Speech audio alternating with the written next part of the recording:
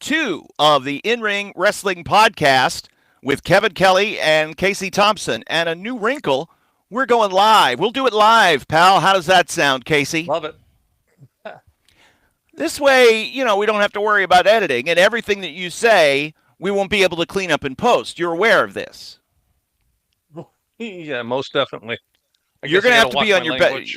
Yeah, you're going to have to be on your best behavior and watch your language, and go from there. But there has been a lot going on in the world of professional wrestling since season 1 ended. Now season 2 begins, and we thank everybody who is joining us live here tonight. Live, of course, on different platforms. So on Facebook, where are we live? On Twitch. And we're live on YouTube Facebook. As well? Yep. Okay. Absolutely. So we should have a good audience that will be growing throughout we'll shoot for doing a little less than an hour. We generally try to get you folks on your way in about 30 minutes. But tonight, because we haven't been together and this is the season 2 premiere and we're doing it live, we'll probably go a little bit longer. The idea is to get you the information that you need while you're on that drive to work. And then you can go about your day and enjoy your life because Casey and I both have lives that we enjoy and we want to get on with it. And we don't want to spend that long of a time. Can you imagine doing like a 3-hour podcast, Casey? Oh, my God. Wow. Torture. Oh, man. I don't know. An hour earlier. Yeah, right? So obviously with the conclusion of season 1, and just for a quick recap to everybody, Casey's the brainchild for the In-Ring Wrestling Podcast, and he's so smart. And tell us a little bit about the idea, Casey, about what you wanted to bring about a little bit of a different listen for everybody. Well, it kind of evolved more than what I was thinking at first. I was thinking about the Enhancements guy's perspective of the wrestling, but then when you got in the mix, it really evolved into, I was in WCW, you were in WWF during the biggest time ever in professional wrestling during the Monday Night Wars. So we both have a perspective because we were there behind the scenes and everything. So we just endless conversations and stories about what we've seen through our eyes in the wrestling business. And of course, with everything that's happened, let's just take, for example, with the WWE on the road to WrestleMania, with the important role that The Rock and John Cena and Cody Rhodes have played. So obviously, I worked very closely with The Rock. We both knew Rock's dad, Rocky Johnson, very, very well. Yeah, okay? Really well. And I was there with John Cena when he was just getting started with the WWE in OVW. And you had a great relationship with Cody's dad, Dusty Rhodes, close with Dustin Rhodes as well. So even though we are talking about, if we're talking about modern wrestling, you and I, have a connection to kind of what's going on, even though we are removed. We're on the outside of the product as it currently is stated. Well, yeah, we are, but there's so many, like you said, there's so many connections and that makes it relatable to what's going on now that we have a great perspective of what's going on. So it's exciting and it leads to a lot of conversations and, endless conversations for us. And we can play the what if game, and we've done that on occasion. And obviously, I want to get Casey's thoughts here on our debut episode of season 2 about inductees into the Hall of Fame, one in particular, because there were several notable moments in season 1, Casey, where you made your opinions abundantly clear about certain people, like namely Vader, for example. Yeah. Give us for folks who didn't join us in season 1, give us a quick thumbnail of your thoughts overall on Vader from being the enhancement guy who was on the opposite end of the ring from Vader. Hate him. Hated him. I was trying to keep it PG, but yeah, I mean, Vader was all about himself. He didn't care about anyone else. He took liberties every chance he took. He didn't care. I've seen him break guys' necks. I've seen him break guys' noses. I've seen him break a guy's nose. A Tampa guy, Rick Thames. Rick was laying down on the in the locker room floor with a big old bloody nose, and Vader walked by and said, you'll be all right. Just kept on going by. No sorry, nothing like that. He's had me in the corners, just waylaying on me. Actually, you can see in the match, my hair was growing. So, I mean, he was just tagging me. And, I got in a confrontation with him in the not in the dressing room, but in the right before the gorilla position, the little holding area. I gave him a piece of my mind, and I thought it was gonna be my last day there, that he was gonna, jump me or whatever. And he just put his head down and just walked away. Hmm. So, I don't, like I said before, you're about the only person I've ever heard that ever said anything good about Vader. And I only said good things about Vader because I felt kind of sorry for him. I saw Vader for what he was in 1997 and 1998, where he was on the big downside of his career and nobody feared him anymore. Everybody kind of thought he was a goof, and I just sort of felt sorry for him. He was Yeah. he was always nice with me. He didn't, we weren't buddy buddy riding together or anything like that, but he was just sort of like this old guy who would wander around and look lost most of the time. I did find Uh, out somebody told me that he had lifts in his shoes. Not just one lift, but he had like a stack of them to try oh, to make wow. himself look taller. Because I guess over the years did you shrink because of wrestling? Did you used to be taller? Yeah. I sure seems like it. I think I must have shrunk a couple inches over the years. I I mean, think all as the the more and more bumps you take, it impacts your spine, makes you shorter and shorter. yeah, I think that's what happened with so Leon was, I guess, trying to recapture some of his past glory and not let on that all the bumps he had took had shrunk him. But yeah, supposedly he had him stacked up in his boots like three or four at a time. Um, but it and again, the wear and tear that you guys take, you focused a lot on some of the injuries that you did suffer. And if we could go around the operation board game, what are some of the areas that were affected throughout the career of Casey in the ring? From about right here down. Um, Concussions, um, broken noses, broken neck. I have spinal fusions in my neck, multiple herniations in my back, messed up shoulders, messed up elbows that go the wrong direction from taking so many bumps, my knees, knee replacements. Um, I think the worst thing really is when you wake up in the morning and it's like, what's wrong? It's like, this feels like my organs are bruised, which people really can't understand that, Right. but it's from all the time, because I think you said it, every time you take it as a flat back bumps, like getting in a car accident, right? Right. Right. That's what the equivalent, and that's been told to me.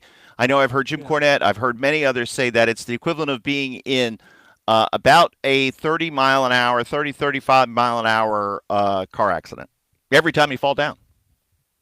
Yeah. It's so, I mean, I've had my fair share of injuries, but I wouldn't change anything. It is what it is. It was part of the business. I knew about it going in, but you hear all the old timers talk about the bump card. You know, your bump card, don't take too many bumps, kid. You're punching those. You know, and it is so true. So when you see these guys nowadays doing this crazy stuff, I just shake my head as much as I can. It's Yeah, just like, wow. and again you have this is cool. So we have a live stream chat, by the way.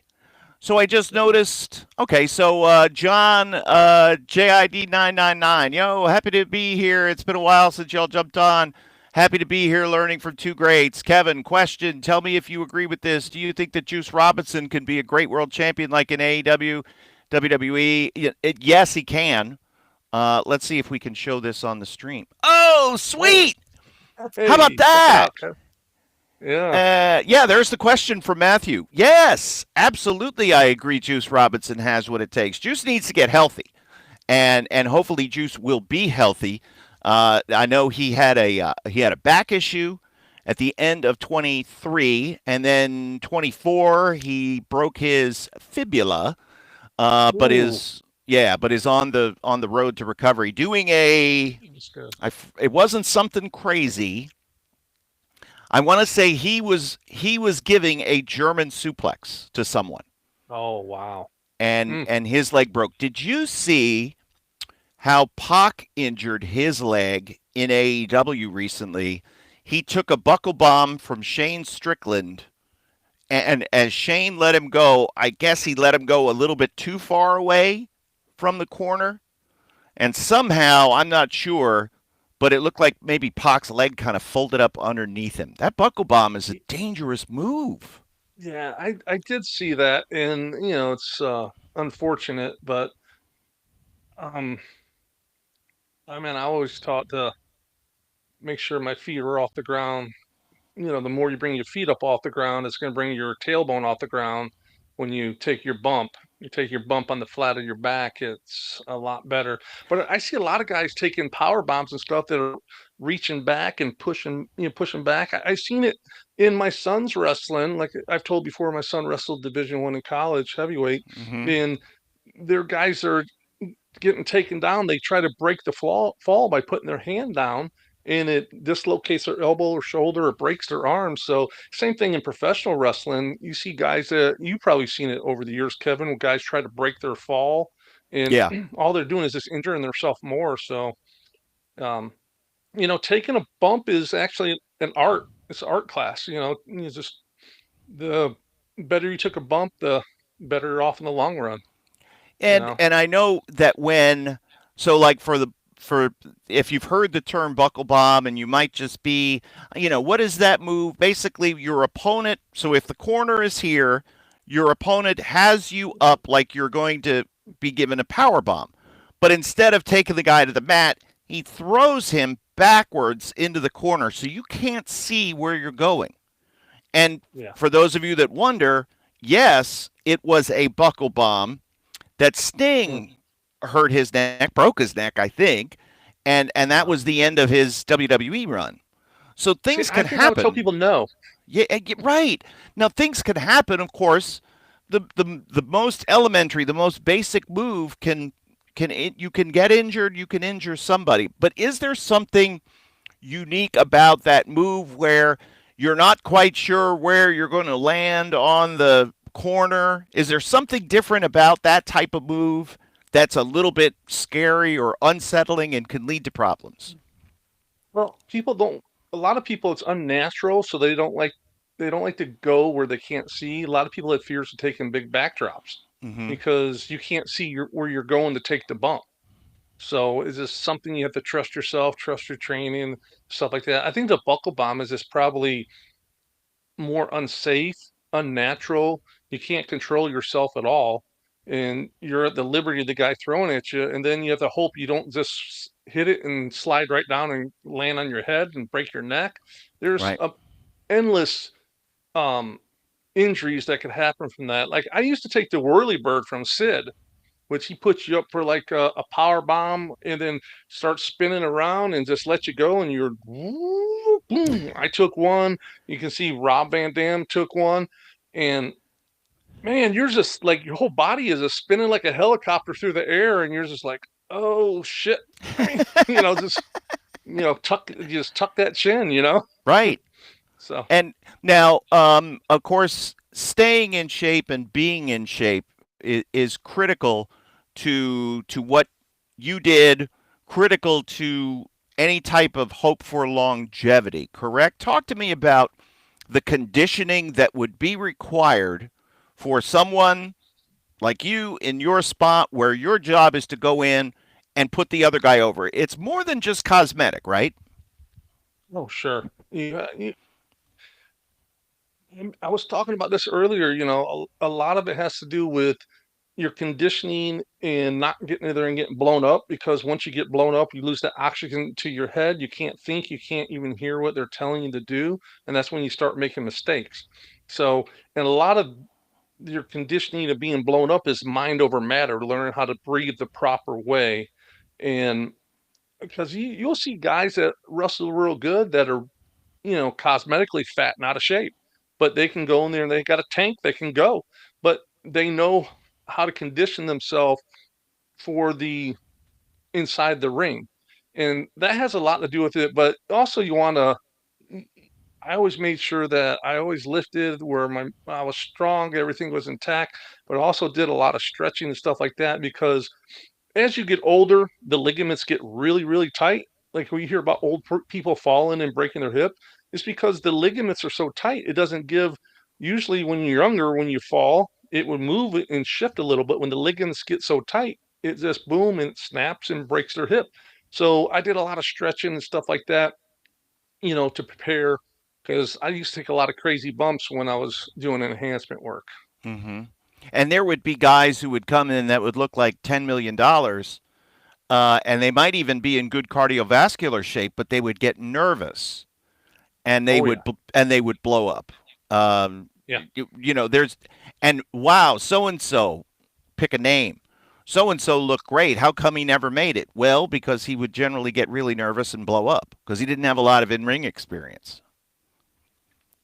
Now I know one yeah. of the Very things true. that we're going to do here in season 2 is we'll be having some more guests on. During season 1, we had the legend Bob Cook, and it's great to see Bob so active on social media.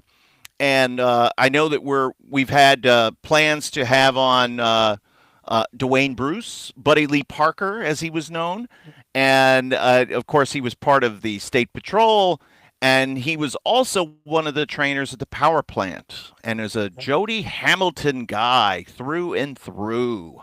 That's Oh a yeah. good that's a good place to be, right? Yeah, that's going to be a great interview. I mean, he is attached to so many top guys. I mean, you go right off the bat, Goldberg. So I mean, Mm-hmm. you know, what do you need after that? You Right. know, he's And one he of the learned top stars ever in the business. of course. And Jody Hamilton was the assassin, Yep. and was a legend in terms of training and development. Knew a lot of things. Was able to impart that wisdom throughout the years, and then that filtered down to the folks in WCW. I'm going to bring up another comment here from a great fan here. This is from Jacob Walton. Big fan of your work, and I want to say thank you again for making my wife and mine's AEW collision experience in January 24 in St. Louis memorable. I dropped their names right at the beginning of the broadcast with Nigel, so we always had fun when we were doing when Oh, nice. Nigel and I were doing collision together, and of course Tony Schiavone as well. Now I have a question about the experience in WCW and being an enhancement wrestler specifically there. Now, you did enhancement work Mhm. across all lines and companies, so WWF, WCW didn't really matter. Shivani and Shivani's role at TV. He would, I would see. I've seen him at television. I've seen him at the WCW thing because I did my one little thing warming up the crowd in MGM. What was Shivani doing during those tapings? Because they didn't do commentary then, but he was very busy, right?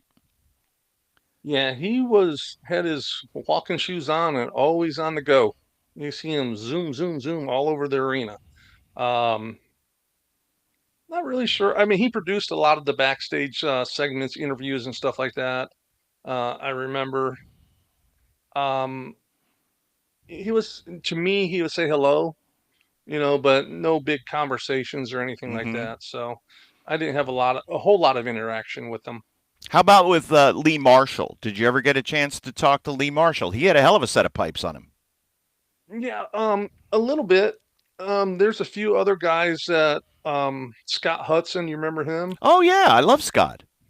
Yeah, he liked me a lot too. He'd always put me over in during the broadcast, which was always very appreciated Mm-hmm. when they and another one, Bobby the Brain Heenan, which I really really like. Bobby's one of the greatest guys ever, but man, he would bury me as much as he could in Good. a not in a malicious way, but just Bobby's way of being funny. Yeah. And Larry Sabisco would do the same thing. But So, you knew Larry. Did you know him because did he live in Florida at that point? Were you um, were you on shows with Larry at some points? after his run there, um, but yeah, I mean, after his run, but yeah, he was always a funny guy too. So he would say a little wisecrack about you or something like that. But the way I looked at it was, at least they're talking about me. Exactly. They're not, they're saying my name, they're saying something. So it was, always cool. But I think the coolest is when Gordon Solie called one of my matches. That's Oh. like a complete full circle, from when my fandom of being a fan of championship wrestling from Florida, all the way around the circle, and all the people I grew up watching, Dusty, Blackjack, Bugsy, all those guys, Cowboy Ron Bass, I got to become friends, peers with them, still friends with, some of them to this day, Mm-hmm. so it was really special. I know that when we had Gordon on Bite This to promote his book, of course, it was not even a question. Well, Gordon really didn't work with WWF. Can we have him? It was, we can get Gordon Solie on the show. Great, let's do it. And Oh I yeah. forget who I was doing the show with at the time because I always had a lot of different co-hosts. I was like, I'm really sorry. I'm going to be completely marking out this entire time. And it was like Chris Farley interviewing Paul McCartney, remember that one Gordon time Solie. yeah, remember Gordon at one time when Ernie Ladd said something? Yeah, that was really cool. And I was like, oh my God, I'm really You embarrassing want to hear myself. And something really, really crazy? yes, When I was probably 12 years old, I used to call the Sportatorium, and I swear on the life of my children, Gordon Solie would get on the phone and talk with me. really. Yeah. So The same thing happened with what would Danny you call Miller. up?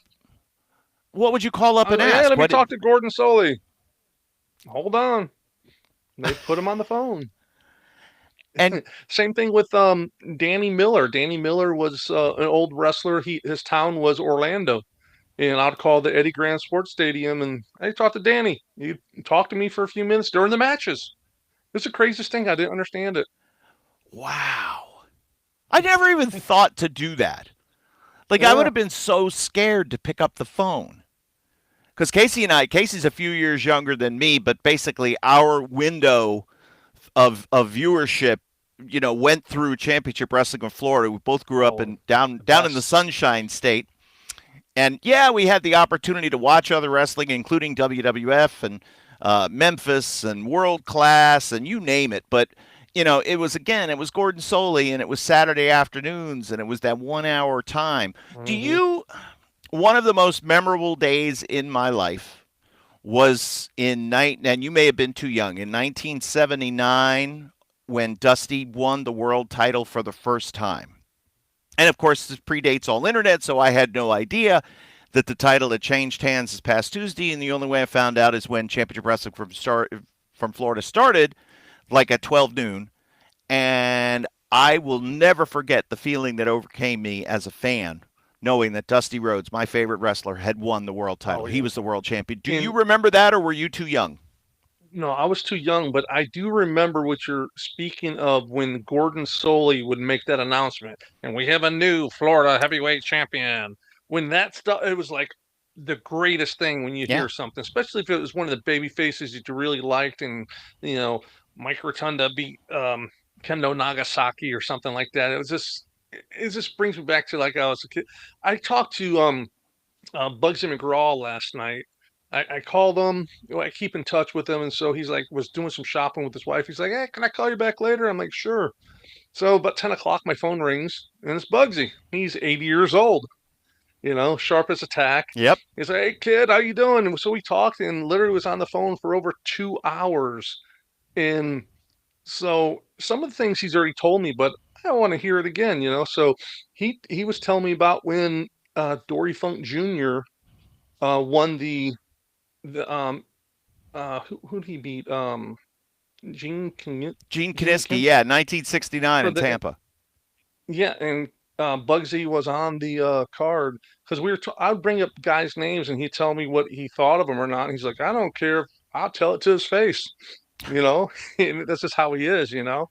And but he's telling me he made a lot of sense what he was telling me. A lot of the stuff, like in Florida, Dory never drew unless he had the world title, on him.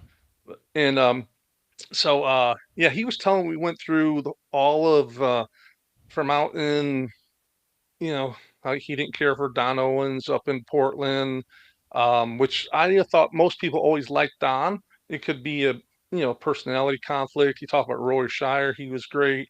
He went all the way down into Houston with Sam Mushnick, and I mean Paul Bosch in yeah, and Houston. then Yeah. he talked about Eddie Graham, um, in the whole legacy of the Graham family. Same thing with the Von Erichs. I mean, it was just an incredible uh, just listen to all the stuff he had to say and his perception. He was there from the 50s all the way through. Yeah. So it's and he must think I'm the biggest historian ever in wrestling. He's like, "What is that guy's name?" And so I'm like Googling and looking. I'm like, It's "Oh, cheating. this is oh yeah, that's it. I knew you know that what it was." That's So cheating. it's great. He didn't care. So here's another question for us. Of course, we're live tonight here with the In Ring Wrestling Podcast. I want to thank everybody joining us. Matthew has a question. What do you think about AI? And do you think in the future we'll see AI commentary like from Bobby Heenan or Gorilla to call AEW or WWE? What are your thoughts on AI's influence? That's a good question, Matthew. What do you think about that? Wow. You can basically make anything and have anything created, Case. Yeah, yeah, that's I mean, I couldn't do it. We can't do it, but No, somebody can do it. that the idea of having our voices be out there forever. And I mean, with all the hours of television and everything that I've done, I'm sure that there's a pretty big AI file. Um, and I know that, like, Vince McMahon, of course, was doing a lot of commentary before I got hired in '96. And one of the reasons that I got hired was because Vince wanted to step away and he was too busy to do commentary and then international versions and fixes and things like that. So way before AI, they had what they called virtual Vince, and they had saved a lot of commentary lines so that if Vince is supposed to be here at 6 o'clock, and at 6:30, Beth, his secretary, Beth Zaza, would call and say, "Oh, Vince is going to be late. 7 o'clock. 7 o'clock, Beth calls. Vince isn't quite there yet. He'll be over soon. 8:30. Vince is not going to make it, guys." And so they would have to find little fixes. Vince said this, and we need to clean this up for international. We want to just put in, "Oh my," "oh, what a maneuver," whatever Vinceism it would be. So they Right. would plug that in and send the show out. And it's long before AI. They had virtual So Chris far Ar- ahead of their time. yeah, Chris Argento had and the studio wasn't even fully digital yet. I mean, they had digital recording, of course, in the audio booth, but as far as now everything's digital. But back then it was tape, it was beta, it was 1 inch, and so of course when everything moved digitally, then it's a little easier to do that type of stuff. But Right. now there's AI everything, and you never know what you're hearing. Is this? Wait a minute, is that Monsoon and Tony Schiavone calling AEW? What is this? All of Right. it's possible. I agree. Matthew, I think any of it's possible, and I think that there will Well, be. I just hope that there's payment for it, because if it's repurposing from another company, just somebody doing it and selling it, well, I certainly would. I might have a legal argument about that, because yeah. it's not necessarily fair use, but I'm not so sure it's going to wind up going to the courts. Yeah. Yeah, it's Um, I bet Vince won't be used though. are you kidding? Listen, Vince has a lot of heat now, and I think Oh, forever Vince's name and reputation is going to be mud. But I think just yeah. like anybody else, over time, people forget, Yeah. and you know, certainly within our lifetime, there will be a fond remembrance of Vince McMahon, even though Right. But he doesn't have today that he's much awful. time. Yeah, Yeah. It's a Vince here's McMahon did call one of my matches, or more, a few of my matches. He's called them, so that was cool. who did you wrestle? Do you remember? One of them, Sid, Was that the one because where Sid requested to work with you? yes, yeah. That's a Because I great remember story. it was like, yeah, Sid was like, Vince was like, oh, look at this big old monster, and the camera went to me. He's like, well, that's not the one. Thompson's not the one, or I was Mike Casey. That's Casey's not the one I was referring to. Then it went back, switched right back to Sid coming in. Oh, Psycho Sid. You know, Mm-hmm. back to the story you're talking about. Um, First time wrestling for WWF in a while. Sid has jumped ship from WCW over to WWF, so they're in Daytona. So I'm wrestling. Um, I'm already on the card to wrestle the Mountie, so that's like a night off wrestling Jacques, light as a feather. I mean, easy.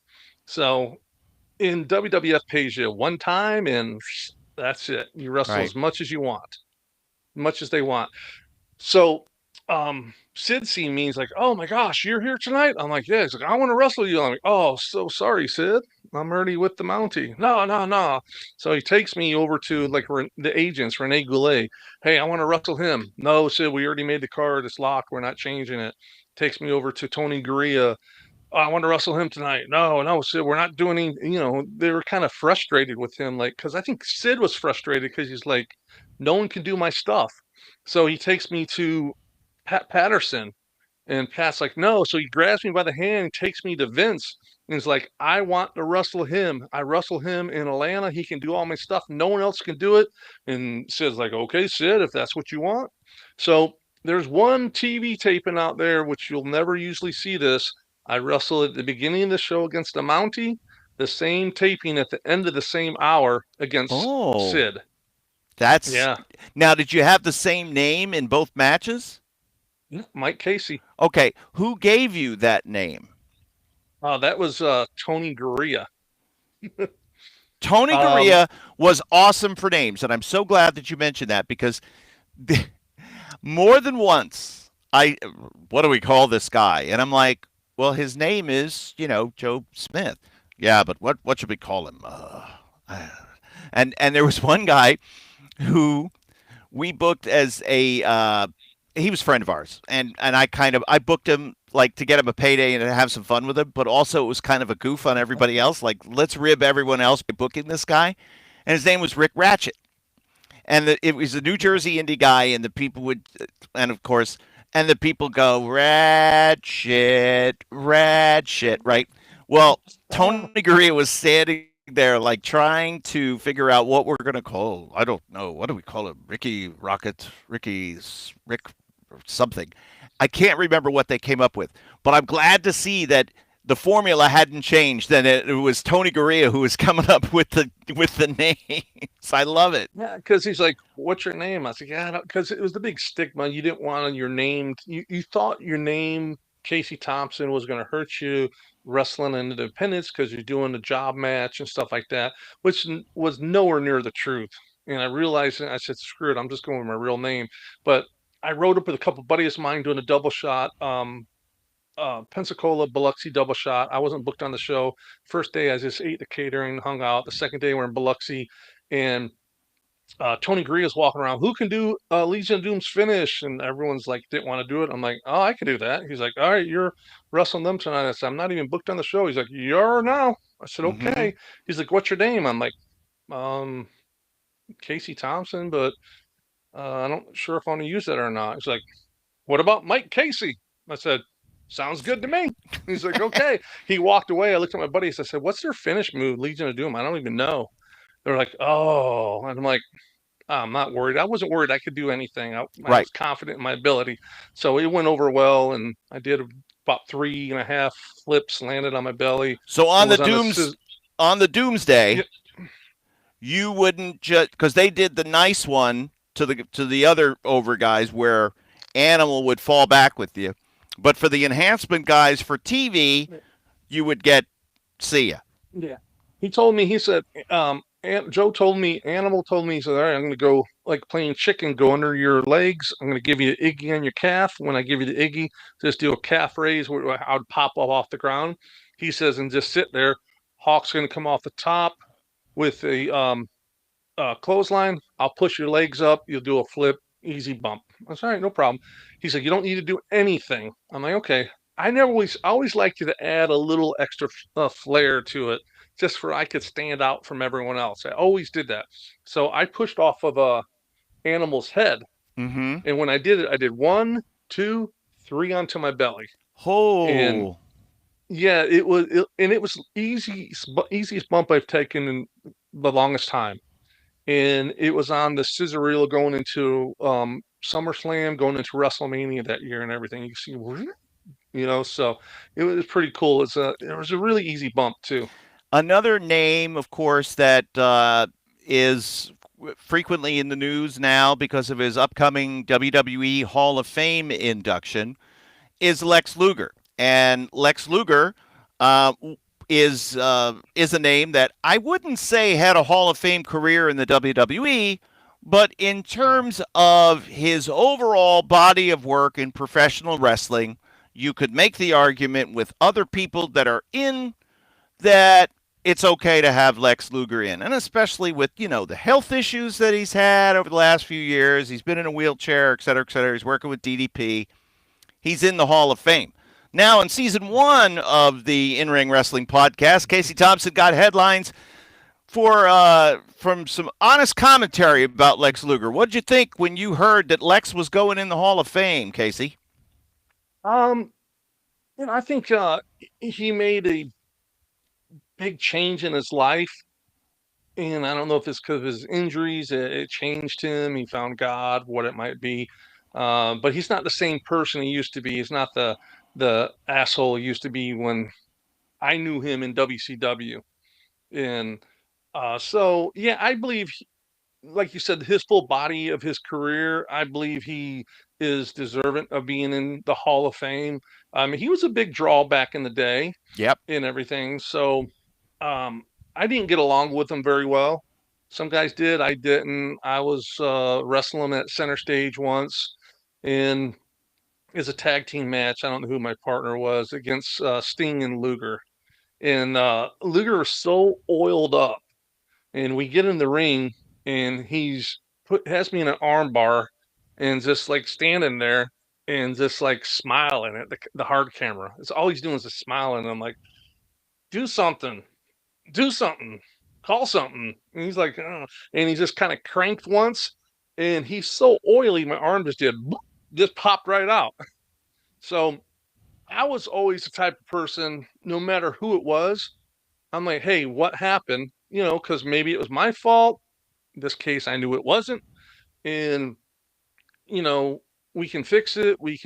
I can improve, make never happen again, stuff like that. So Sure. we're in the back, and I said, hey, what happened with the arm bar? He's like, and this is in the back of center stage in the hallway, which is really small. It's a small area. All the boys are everywhere. So he just went and just tried to embarrass me in front of all the boys. It's like, yeah, you don't know how to sell. And everyone there knew how to sell because I'm taking these crazy bumps, backdrops from the inside the ring to the floor because I was smaller at the time. So I had to take all that stuff because Jody Hamilton was always up on me because Jody booked enhancement guys about to get bigger and bigger and stuff like that. So what I did is I started taking really crazy bumps where all the boys would put me over with Jody. So it was forced Jody to bring me up. Mm-hmm. So um, I knew I sold and the guys liked me. And so he's like, oh, you don't know how to sell. I'm like, so he said, here, put me in an arm bar. He's like, put me in an arm bar and crank on it, really crank. I'm gonna show you how to sell. And I'm like, okay, you're gonna put yourself in that position. So I put him in an arm bar and threw my elbow into his shoulder and about ripped his shoulder out and put him all the way down to the ground. And he's like screaming, what the hell? Oh my God, what are you doing? And I was 215 pounds and he's 275 pounds jacked. And I got him on the ground cranking on his shoulder, about to rip it out of the socket. And all the boys laughed at him and everything. I just walked away. But yeah, he you know he was just I don't know. I didn't care for him back then. As flavors of ice cream go, that would not be the one that Casey would choose. Obviously, there's a lot of talk about the career of Dustin Rhodes and whether or not he's Hall of Fame worthy. Do you think? Do we see in a situation, because I know Luger wants to have Sting induct him, and there's questions. I guess Sting is still under an AEW contract. Will Tony Khan let him go and do the induction speech at the WWE Hall of Fame for Lex Luger? To be determined. And obviously, Dustin is having a run in AEW right now, but is worthy, you would imagine, for Hall of Fame consideration. So here's another question from Matthew from the chat, and we'll bring this up here on the screen so everybody can see it. I remember in the 90s, Goldust, a.k.a. Dustin, pitched having breast implants, and the WWE shot it down. Any truth? Yes, that's a true story. Oh, really? Yeah. Now, I don't know how far Dustin would have gone with it. Would Dustin have actually gone under the surgeon's knife and had breast implants? Maybe. Maybe not. But I know he told me about it, and I know he told others about it, and it seemed like it at one point was under consideration. But they did say no, and Dustin did never get his breast implants. But there is always tomorrow.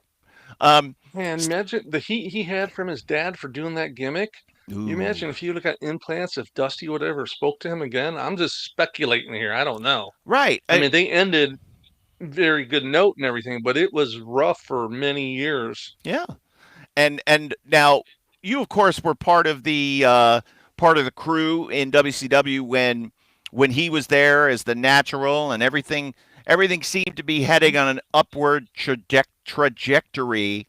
Did you ever get the impression that Dustin Rhodes was going to wind up one day doing something more out of the box than anybody had ever done, making the transition from the natural to Goldust? Was that in his mindset?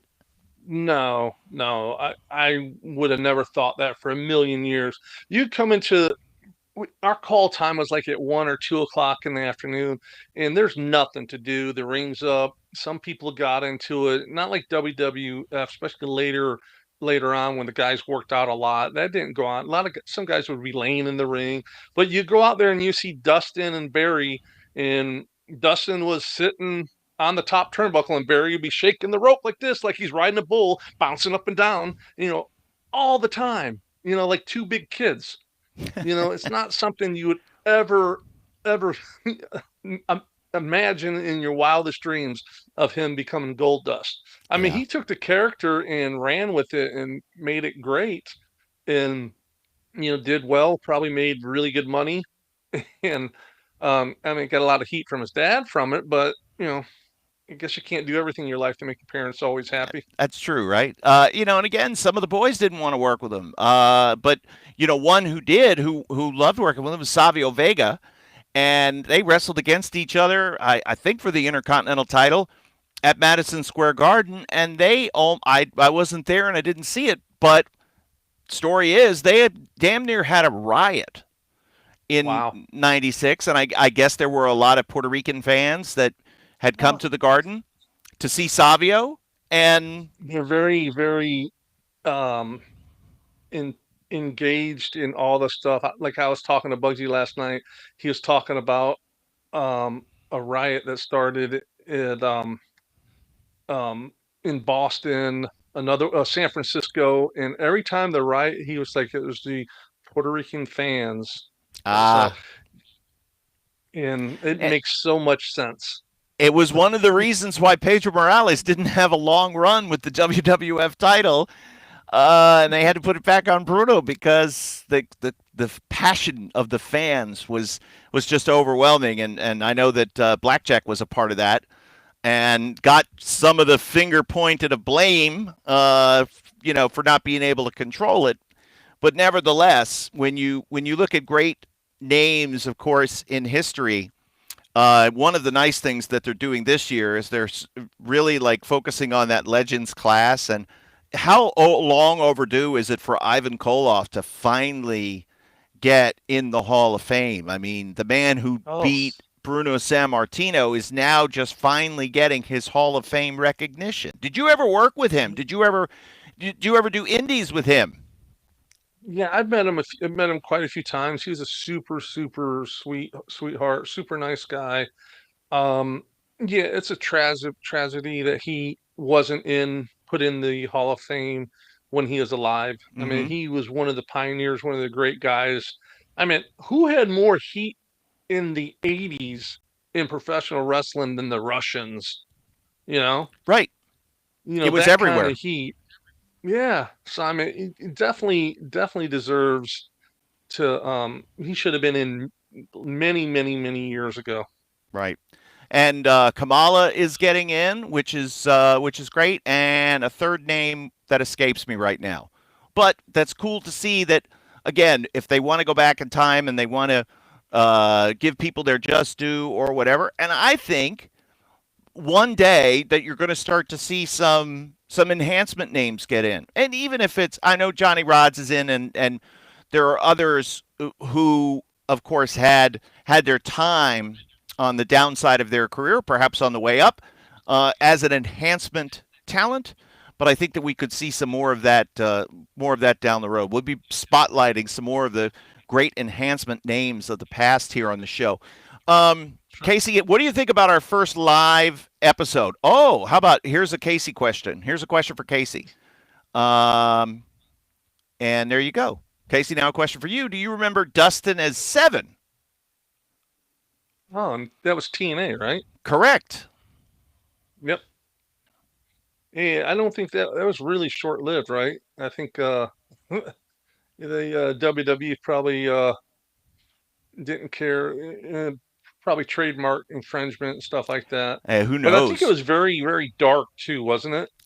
I think so. I vaguely remember it. I know Dustin was in a dark place.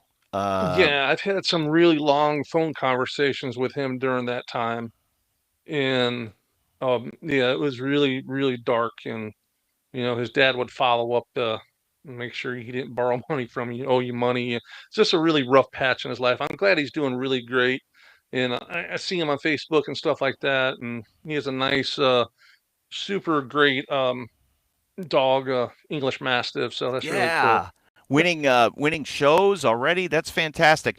All right, Yeah, so next week, Casey, let's now next week is WrestleMania, right?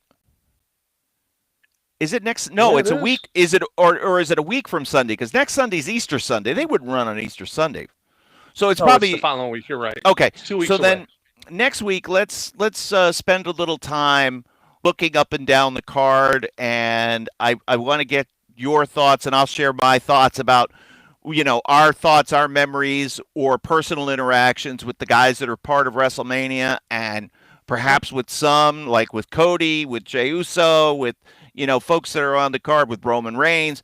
How about what do we know about their family? Have we met their father? Have we worked with their fathers? Right. And I think we can make a really nice sort of WrestleMania preview episode. But what do you think of this live experiment? It's better, right? I like it better. You know what? We've talked about it. I've had multiple people talk to me about it. Um, the people I've talked to don't like it being overly produced. Mm-hmm. They like it to be in more of a true conversation like we do. So if there's a few ums or silent spots or this or Yeah, that, or the audio goes bad for a second, it is what it is, right? right. So I think part of that is the conventional wisdom. The thought leaders in the industry of recording podcasts. Oh, people don't want to hear the ums and the ahs and the pauses and blah blah blah. So they cut all that out. Yeah, I don't know. I like natural conversation too. it's not what I've heard from everyone that my feedback I got. Right, So and I'm good with it. we'll all be AI anyway one day. It won't matter. They'll redo it and make us all sound so much better. Okay, so that's going to do it for this edition of the In Ring Wrestling Podcast. Like we said, a shade over half an hour. Today we went a little long because it was the kickoff to season 2. If you miss it live, you'll be, of course, able to catch it up on all forms of social media. And if you got questions, you can join us live. You can send it via any of our social medias, and we'll be sure to bring them forward on the show. But Casey, this was fun, and I look forward to running down WrestleMania and talking about more stories from our day, from back in our day in professional wrestling right here next week. Sounds great. All right. Thank you all very much for joining us, and we'll see you next time on the In Ring Wrestling Podcast. And we're done. Nice. That was cool, man. Yeah, I like that so much better. Ours are already recorded. Yeah, it saves it too, so that's good. Mm-hmm. Tremendous. I don't know where it was showing, but I mean, we're getting response from people, so that's great. Yeah. I guess they were on YouTube, or maybe it was on our